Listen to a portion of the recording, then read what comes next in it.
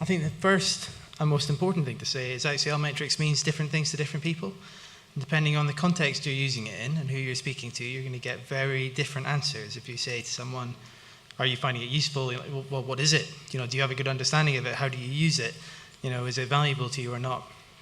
And even within that, things about Altmetrics that are useful to, say, us in the publishing industry aren't necessarily the bits that are useful to research evaluation, which can be, there's a lot of overlap there, but research evaluation within an institution, say, or within a funding body. The downside to this is it makes the field quite complicated, and it's because the field's very broad. I think there's a tendency, unfortunately, we kind of want to simplify things and think, well, Altmetrics, here's like a really simple definition of what it is and what it can do, and like we can understand it very simply. But it's actually, when you think about it, Altmetrics is literally everything in metrics that's not just citations. So that's why it's such an expansive term. So I'm going to go into that in a little bit more detail. That was a bit hand-wavy, but I'll start getting a bit more practical. So I wanted to talk in the first bit about how, like Melinda said, how institutions are using Almetrics and kind of their use cases and things.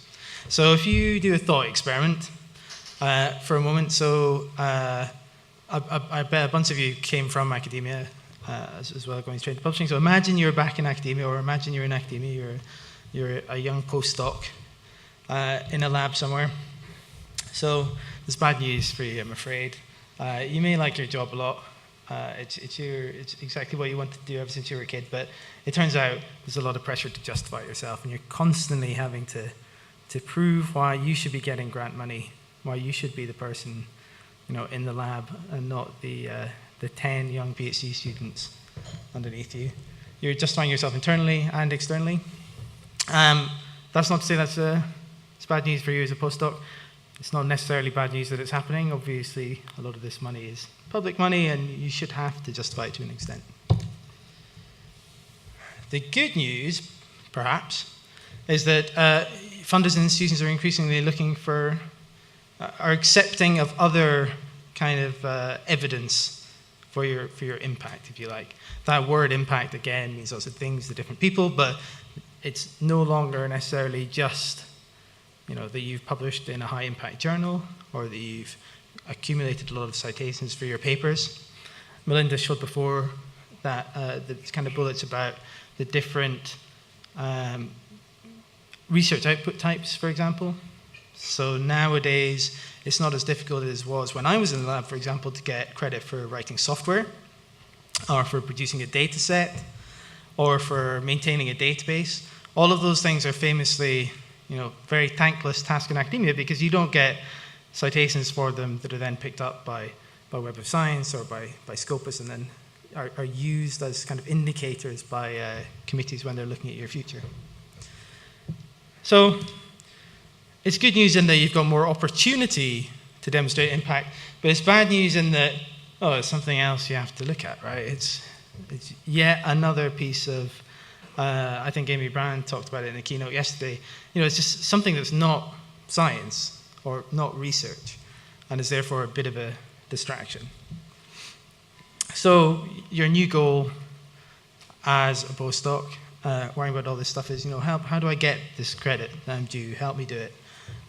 Help me answer the kind of questions that my funder and my institution are asking for. And what you find when you start to answer this question is this. So I thought this was a very good name for it, the evaluation gap. And the first time I heard about this, I'm not sure how long it's been around, actually. The first time I saw it was on a blog by Paul Walters, who's the head of CWTS in Leiden, this big bibliometrics research group. And what the evaluation gap is, it's the gap between two things. So the first is our current measures of kind of research evaluation, so peer review, looking at citations. And these things are really, when you're looking at citations and things, what you're usually doing is kind of using it as a proxy for quality. What we're talking about is the quality of the work, right? Not anything else about it. So we've got that now, and that's happening now. The gap is between that and what funders and governments are looking for or have started looking for in the past kind of decade or so, and increasingly more recently than that.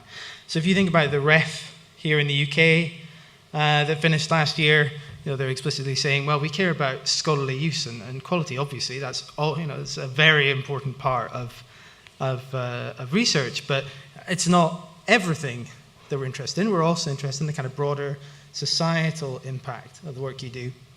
And it's exactly the same internationally. The UK is not the only country that does this. So in Holland, it's a very similar exercise, again, explicitly breaking out quality versus societal impact.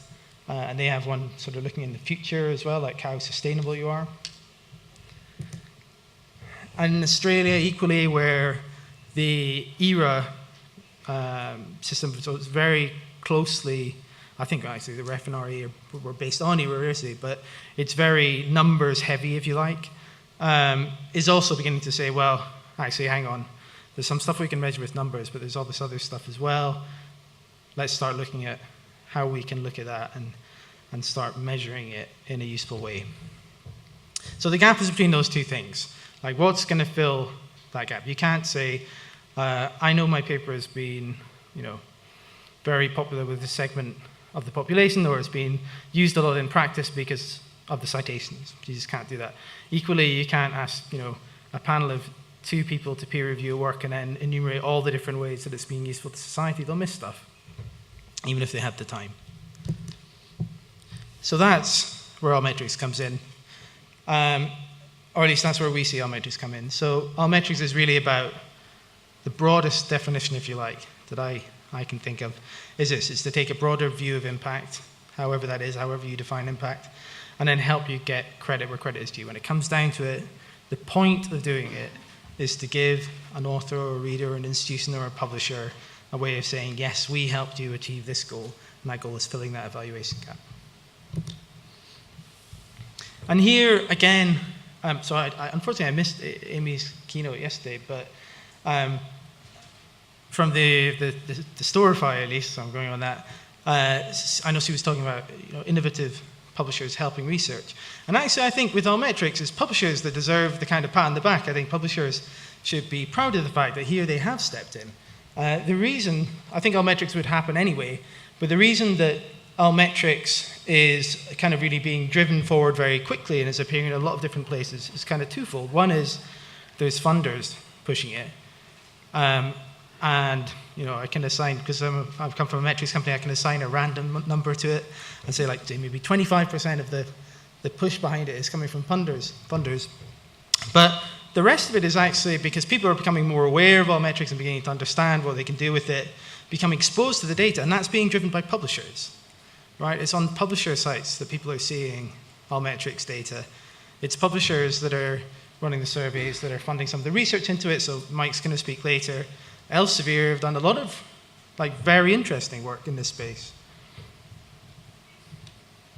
And that's fed into the kind of programs and projects we're beginning to see. So HEFGE are doing a review of metrics in UK universities, for example, at the moment. It's explicitly looking at both metrics and altmetrics. In the EU, there's this, it's not a great name, I don't think, but Science 2.0 program where they're kind of looking at all the different ways that science is changing. So that was a kind of long and winded intro into research evaluation. Now, research evaluation, which is what HEFGE and the Science 2.0 thing is talking about, is not the same as what an author is doing necessarily when they hit a publisher site. There's a use case there which is it's much simpler, and actually it's not an awful lot to do with the metrics. That's just show me what people are saying about this paper. The numbers are a way in, but I don't necessarily care about putting a metric on it other than to gauge maybe how popular it is versus another thing. But those numbers are looking at popularity. What you really care about is what people are saying, where are they saying it. For institutions and research evaluation, it's something slightly different. They're less interested on an article level. It's much more at an aggregate kind of portfolio level. So here you're looking at it per person, data, grouped by person or grouped by department or by subject area, by project within an institution.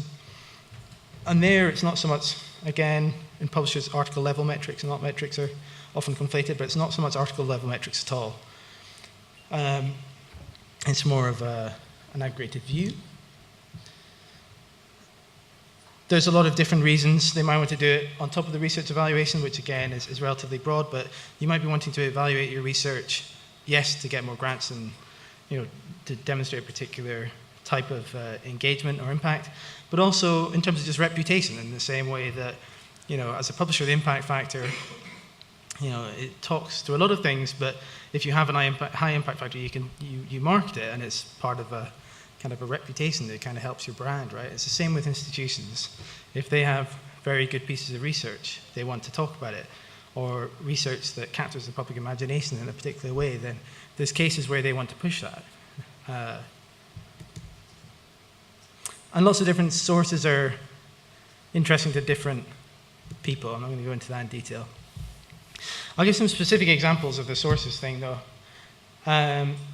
So one is policy documents. So here, just as a good case or a good kind of studying the difference between like what an author is looking for, which typically immediately after the paper is published is when we see the most activity from authors around the metrics, where they're checking it. Like everyone does it, right? If you write a blog post or you create something, you want to see what people are saying about it, and authors no exception. Sort of 3 weeks after publication, they're checking it and they're seeing everything that's new. And that's where the sort of speed of a lot of Almetrics comes in, because you get that stuff before you get citations, obviously, where people are blogging about it, or you get a news story about it. Within that 3 weeks, you don't get citations within 3 weeks.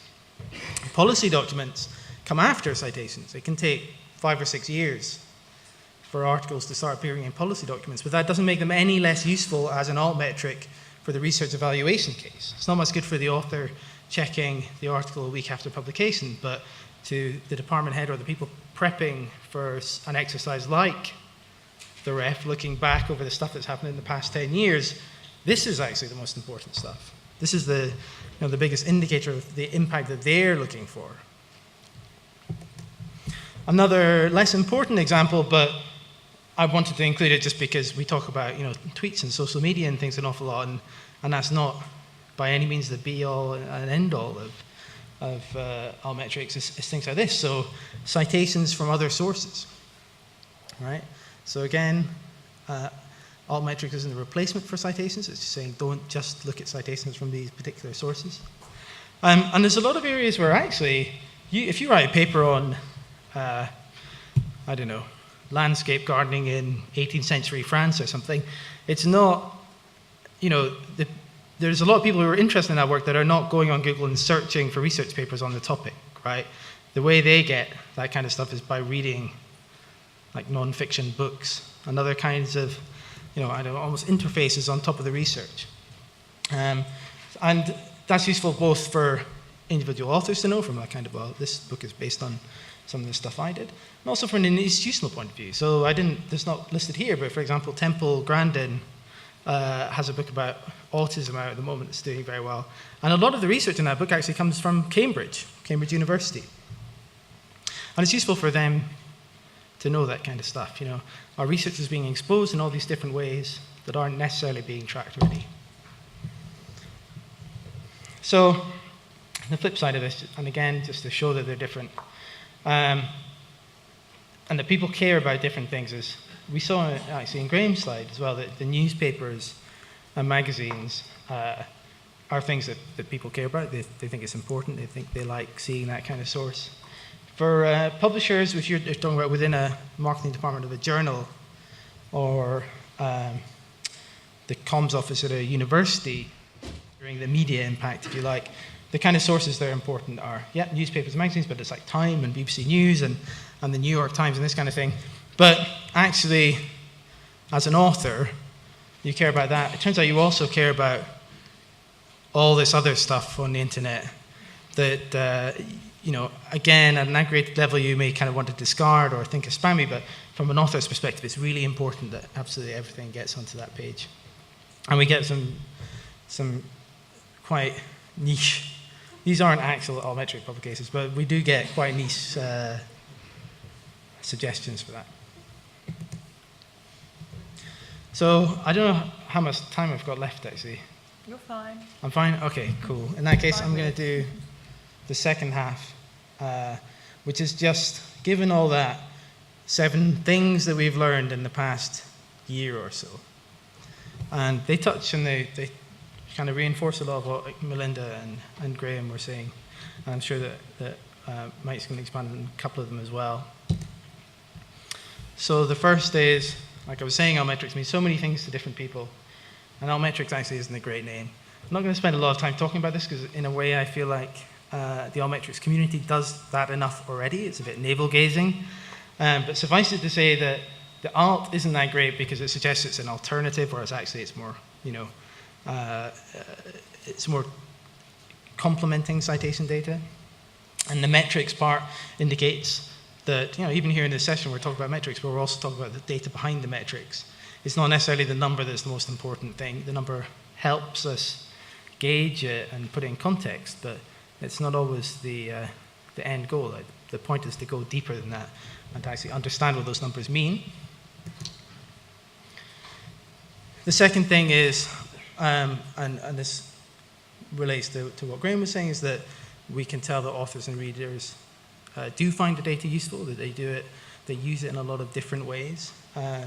It could be just from kind of an awareness perspective, just finding out where their paper is being talked about, to finding the places where people are talking about their content that they didn't know about before, and also to give them a feel for what the demographics are, to better understand beyond just a number of citations or a download number, who it is that's talking about their work.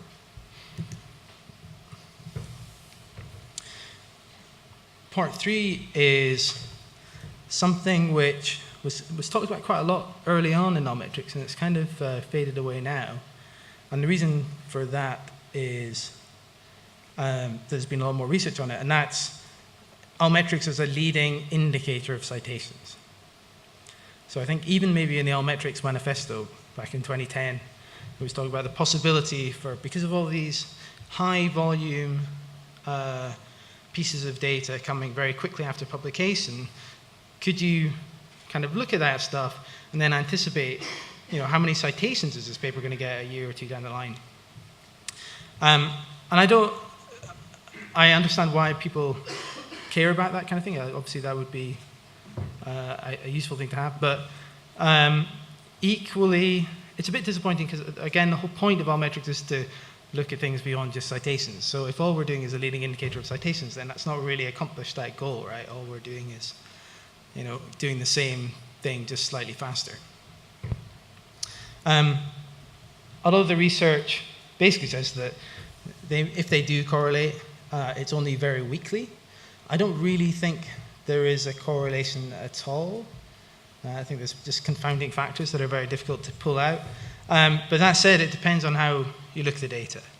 If you take all of the different kind of indicators there are in Almetrics, and you try and correlate them in citations as a whole, then it doesn't work. If you take specific ones, if you take, say, Mendeley readers, for example, there is actually a much stronger correlation. So there is a case to be made, and there's another slide on this in a bit, that different types of sources may correlate. So as a whole, they correlate only weakly, but maybe if you group them in a particular way or you drill down a little bit, you'll see a different picture. And that speaks to this, which is another lesson. I think this is a pretty well accepted idea now amongst Almetric toolmakers anyway, and people doing research. And I suspect maybe Mike's going to talk about this kind of thing later, so I won't spend a lot of time on it, but that, again, rather than taking all Almetrics indicators as one kind of lump, really we should be kind of splitting them up and saying, well, there's different types of impact and you can group different kind of data sources. So to make that to give you a concrete example, say maybe if we look at members of the public on Twitter and news stories, that's like a public engagement type metric, like measure of impact. If we take Mendeley readers and SciTolite bookmarks and things, that's more of a scholarly use kind of indicator. And if we look at patents and policy documents, that's kind of a, putting things in practice indicator, right? So you're beginning to split things up into buckets.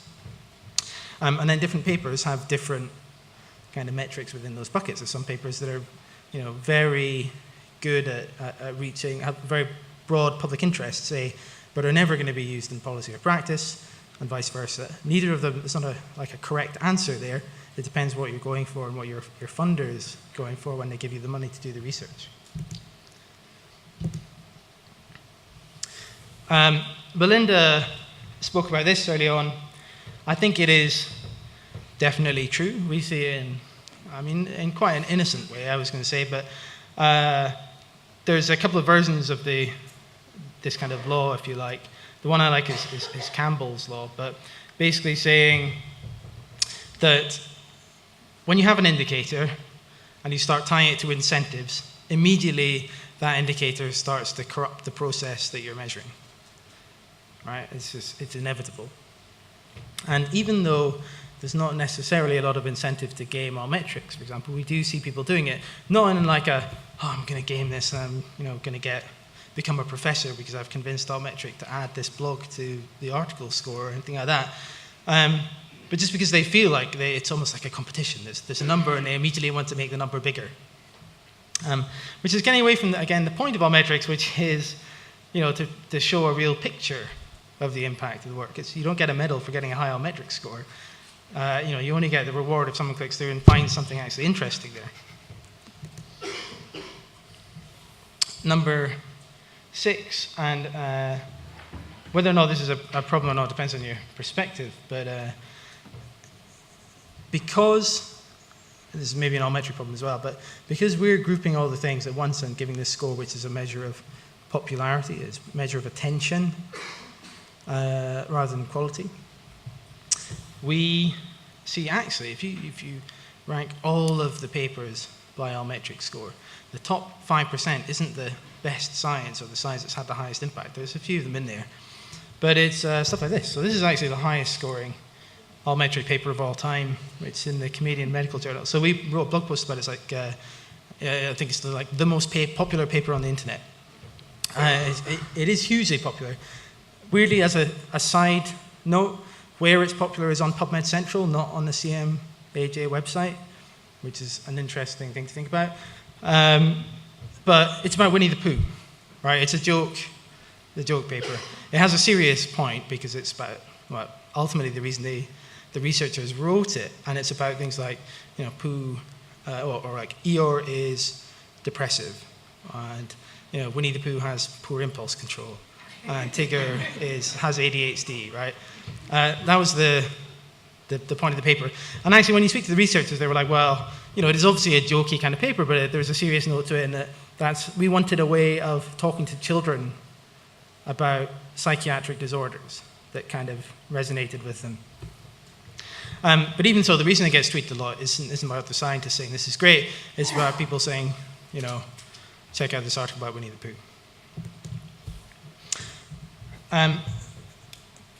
So you can compare that score, that's kind of 10,000, 12,000 kind of metrics with something like this, like does aspirin cut your risk of cancer? Well, and this isn't necessarily a fair comparison because there's a whole bunch of papers around this topic and this is just one of them. But it just goes to show that the numbers aren't everything. If you look at the numbers or you try and rank by the number without understanding what's going underneath, you get kind of a false picture of things. The last point that I wanted to talk about in terms of what we found is that we track a lot of commenting sites and kind of public peer review things. So Periods of Science are here, and we track Publons, and others are also here. And things like PubPeer as well. And I don't know why I always assumed that when you track researchers talking online, it's like very rational, reasoned discussion. And it's not, the same as, I don't know if you've ever looked at YouTube comments or something, but, it's a pretty hairy place. It's not nice. It doesn't, give you much confidence in the future of humanity. And it turns out that actually scientists and researchers are pretty much the same. In a lot of places, I'm beginning to think maybe there's a reason that peer review is, anonymous, and I was always kind of in favor of more open peer review, but actually it's pretty nasty. I don't know if you'd necessarily make it public. So if you look at places like, and this isn't a bad thing, I'm kind of joking about it, but if you look at something like PubPeer, which has gotten a lot of traction, if you go there, it kind of surprised me how quickly it took off, but there's a lot of research that's going on there and talking about papers. What surprised me about it is that it's not people going on and saying, hey, this is a great paper, you should check it out, or, I read this paper and it has a lot of interesting points, there are a couple of problems with the methodology or whatever, here you go. There's a lot of it that's very negative. So you get a lot of comments that say things like, I cannot believe that Journal X published this paper, is obvious rubbish, like here's why, or, figure 2 looks suspiciously similar to figure 3. It's used in a very different way to how we expected. And it opens up a whole lot of questions. So first of all, is that necessarily a bad thing? Just because it's negative, actually, first of all, it's important to a reader, right? We talk about for the author, and they go to an Almetric report for it, and the first thing is a PubPeer comment saying, this is complete rubbish. They're not going to like it, but would it be useful for the readers to do it? For the journal, you've published that. Do you need to stand behind the work? And, you say, well, if there's someone saying negative about it, like as an author, you should go and you've got the right to reply. There's no one sort of blocking you from going and doing something yourself. And what does it mean for numbers, for research impact? If we, this is why it's important, again, not to reiterate too many times, but why it's important to look at the raw data. But if you're just going by like number of comments or something, then maybe your paper has loads of comments. The fact that they're all very negative, it doesn't come out necessarily in a number until you start, unless we invent some sentiment analysis technology that's capable of identifying this kind of thing, which I think is quite a long way out. So I'm going to leave it there, but thanks very much for listening.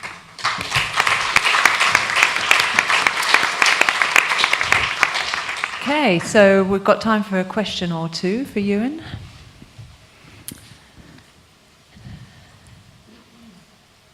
Stun them into silence.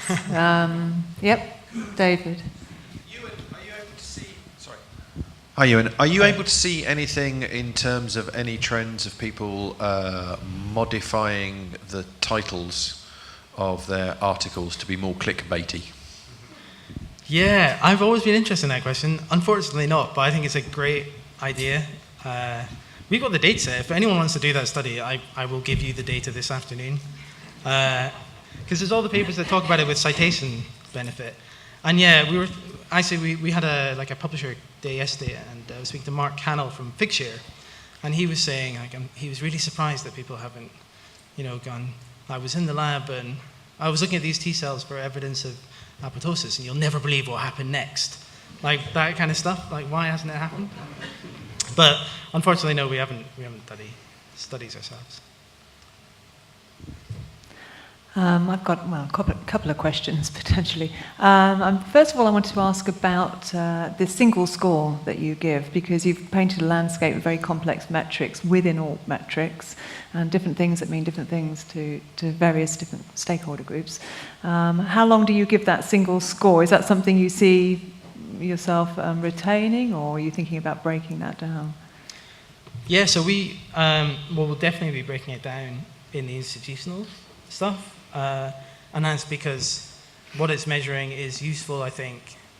Again, when you're looking at dissemination and popularity, and those things have a use, right? They are useful. But not necessarily, again, for the research evaluation part. And how we're breaking it down, some of the forces behind that is, hopefully Mike's going to talk about like snowball metrics and things. And actually, Melinda, in your slide, you mentioned it. So I do think we're going to see more people breaking it down. Certainly, there's some interesting work at some of the publishers we're working with where they're saying, well, okay, we've got the badge, but actually, having thought about it, we want to kind of customize it a little bit more and present a different view to it. So I think that stuff's definitely happening. I mean, in the next year, that's one of the trends I would see as well. Okay, one very last question. I think you touched on something that's really interesting to me, something we talk a lot about at Kudos, which is people are so much more interested in who is using the content and how it's being used than just sort of absolute metrics around that. And, you know, we've had discussions about fingerprinting articles, so you can leave a calling card if you want to register some form of interest in this, so the author gets an idea of who actually has been looking at their work. What are your thoughts around how to develop that within the Altmetric sphere? Yeah, that's a good point. I suppose, this is where you hit the barrier of like different audiences wanting different things, and specifically there, it's, you know, what's useful to the author versus and why is it useful to the author versus, you know, is that interesting to their department or anything. I mean, in general. Well, to take a step back, I think for us, in principle with Almetrics, as long as it's indicating something, we don't even know exactly what, but it's like, you know, saying something about the article, and it's auditable, so that's the important thing, so we have like a name behind it and possibly a timestamp or an URL or whatever is relevant, then we would, you know, we'd want to show it, and the point is not to like decide this isn't going to be useful at all, unless it's very low volume. To make more stuff available and just to give people the data and then let them figure out, you know, what's useful to them in particular. And the reason we would sort of err on that side of being more, I don't know the word is, but by putting more stuff out there is because we haven't yet gotten to the point where, say, what I'd love to see is like a particular, like a society or a funder or even a publisher comes up with their own metrics and like really does the research to figure out, like, you know, if we are going to use some numbers, let's make sure it's measuring exactly what we want it to do and that has a basis in kind of fact, that it reflects reality. And really you need kind of domain specific expertise to do that. We have that one number that's very broad, but it's not, you couldn't use that one number for, you know, both biomedical stuff and physics stuff or this kind of thing. So until that happens, we need to just make the data put the data out there. Great. Okay. Last question at the back.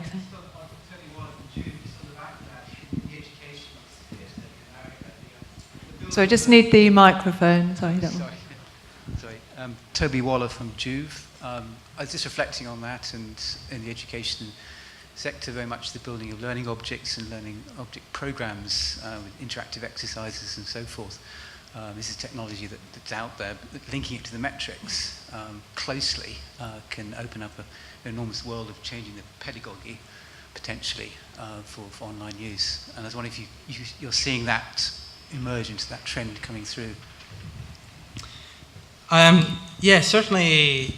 Well, there's a trend for encompassing more kind of research outputs, and teaching as an activity is something that, again, you know, you don't necessarily get as much credit for as you should, and if there's more ways to kind of prove that you're having an impact on it, and especially with things like MOOCs, so like not just teaching a lecture at your university, but, you know, I created the material for this online course and we're putting time into it, and, you know, 10,000 people have completed it in the past year, this kind of stuff. I think that is kind of generally happening. I don't think that the metrics, and here I'm only speaking from an almetric.com point of view, I think some of the metrics we collect aren't suited so much for that. Like, it's Altmetrics, but it's not necessarily, you know, people talking about it in the news or on Twitter or policy documents or anything. It's a different set of numbers. But certainly I think it is happening there. Also, the other place that it's interesting to think about is places where it's grey literature being published, not just scholarly literature, or even trade publications, right? All of these places are looking at the same kind of data, but it's for different reasons. Okay, thank you very much. Thanks. Thanks, Euan.